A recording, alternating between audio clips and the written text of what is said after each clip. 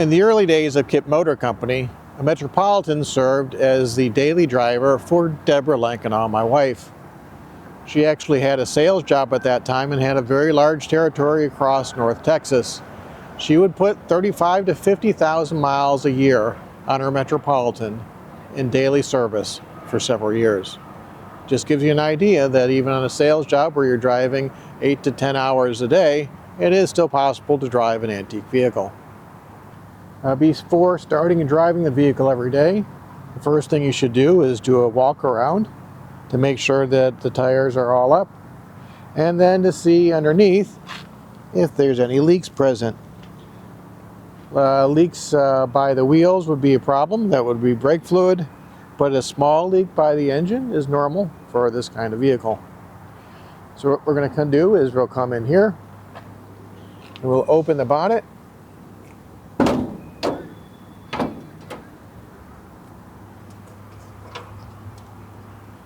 So in the mornings before starting the engine when it's cold, the first thing you're going to do is remove the radiator cap. Look in to make sure the fluid is almost up to the base of the filler neck. All right. Never remove the radiator cap once the engine has been running. It can get scalded. The other thing you want to check is the oil. The oil level is right here. Pull it out, and you check the level of the oil, and you actually want it between the minimum and the max lines. And when it's cold, it's very easy to see. You want it to be somewhere in the middle. Do not overfill it, and it's okay if it's below. Don't try to keep it towards the max level. Keep it somewhere in between. You'll notice there's one really important part. There is a breather tube mounted on the side of the engine. It runs down just below the exhaust pipe there where it comes off the manifold. That is a vent. The longer and harder you drive the engine, the more oil will drip out of there. It's not all uncommon after driving down the highway and such to have a little spot, maybe 4 inches in diameter after a few minutes, that will accumulate below the engine. That is normal for any car prior to the fitment of PCV valves.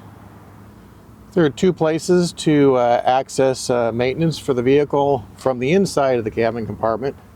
The small flip up there is a access to check the amount of lubricant in the gearbox or transmission. You remove this plug and then there's a dipstick just like the engine. The gearbox uses the same oil as it goes in the engine. Underneath this compartment is a cover. The screws need to be removed from this cover, and once this is removed, you'll notice 2 little caps that can be removed to check the level of the brake and clutch fluid. So unscrew the caps, make sure the level is about all the way up to within about a ½ inch of the top of the master cylinder, and then put the caps back on and put the cover on top. It's very important that you only use the proper brake fluid. Use of American-style brake fluids will damage the rubber components in your brake system. We recommend Castrol GT LMA or the equivalent. Metropolitan has a gear shift that is a 3-speed on the column. So towards the steering wheel and up is reverse. Then you can take it down to the neutral. Down again is first. Up to neutral, across the center of the H, and up is second, down to neutral, down into third. All right, so first gear is not synchronized. On startup, it's best to put the car in neutral, make sure that the transmission's in neutral, in the center of the H, going across that. Then what you do is you set the choke, depending on how cold it is. On cold days, you might want to pull it all the way out, start it, and then as the car slowly warms up, you begin to push it in to make sure the engine keeps running. On warm days, you probably need little choke to start, and it warms up much quicker. So we have driven a little bit, so we're going to start it with a little bit of a warm start. So we make sure it's in neutral.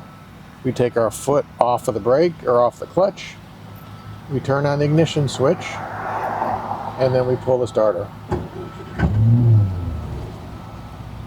There we go. So push the clutch down, across the H, and down into first gear.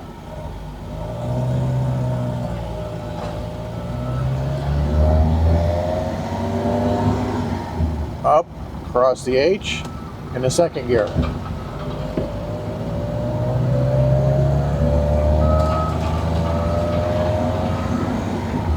Down into the neutral, down into third. The most important thing to remember about shifting Metropolitan is the gear shift pattern is an H and not an X. If you try to shift in an X, you'll end up stuck in several gears. So then you'll have to go out, open the bonnet, play with the little shift forks, and start all over. So make sure you shift in an H.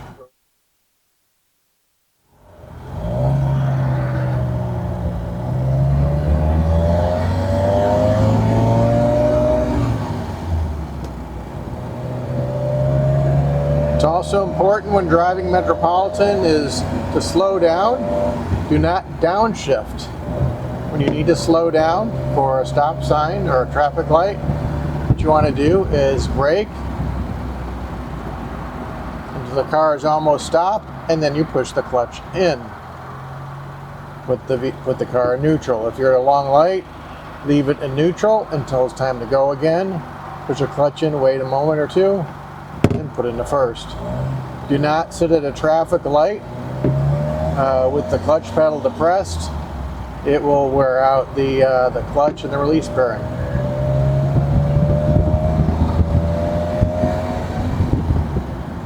And as the speedometer is just an approximation of how fast you are going. They are notably inaccurate, and actually 60 miles per hour indicated on the speedometer is usually somewhere around 54 miles an hour. There's no way to change that. That's just the nature of the beast, as was common for vehicles at the time. When you're parking in Metropolitan, do not reach for the emergency brake. The emergency brake is just what that is stated for. It's in case the brake system fails hydraulically from a leak and you need to stop the car. Every time you use this emergency brake or the hand brake, it will slightly cause some wear and some stretch of the brake cable.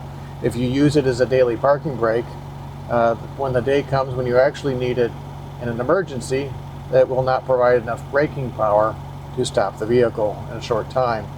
So when you are parking the vehicle, it's best to turn the engine off and then put the vehicle in first gear. If you're on a very, very steep hill, you can put it in first or reverse gear with the handbrake on. Just do not make it a practice to use the handbrake whenever parking. So on the instrument panel, there are two lights, one for oil pressure, one for no charge, and one for high beam is the third light. A high beam will only be lit when the high beam lights are on. When it's on the low beam, it'll turn off. When you first turn on the ignition switch without the engine running, you'll notice that the low oil pressure light will be on and the no charge light will be on.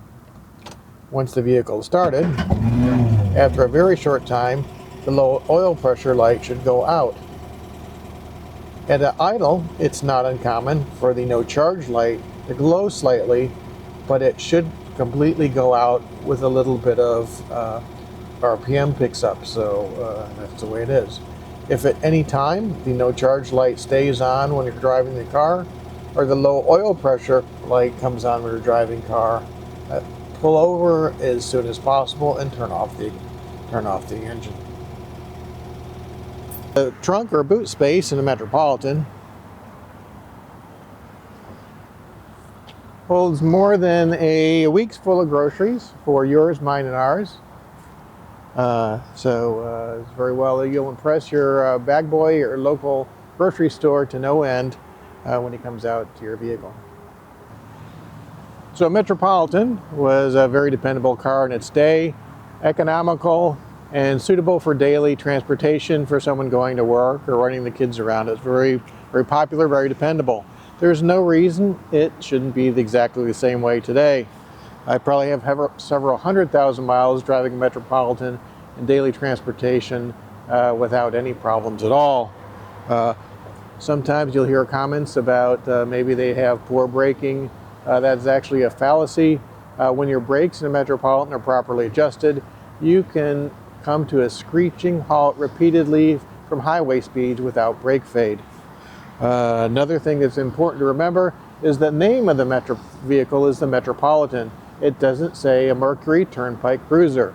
A Metropolitan is designed for use around town, limited highway use, but is not designed to go cruising coast to coast at 80 or 90 miles an hour. Remember the name, it tells you what the car is designed for. They're fun, they're bubbly, you're gonna get lots of smiles and laughs and people pointing at you, and you're gonna smile a lot whenever you're driving a Metropolitan.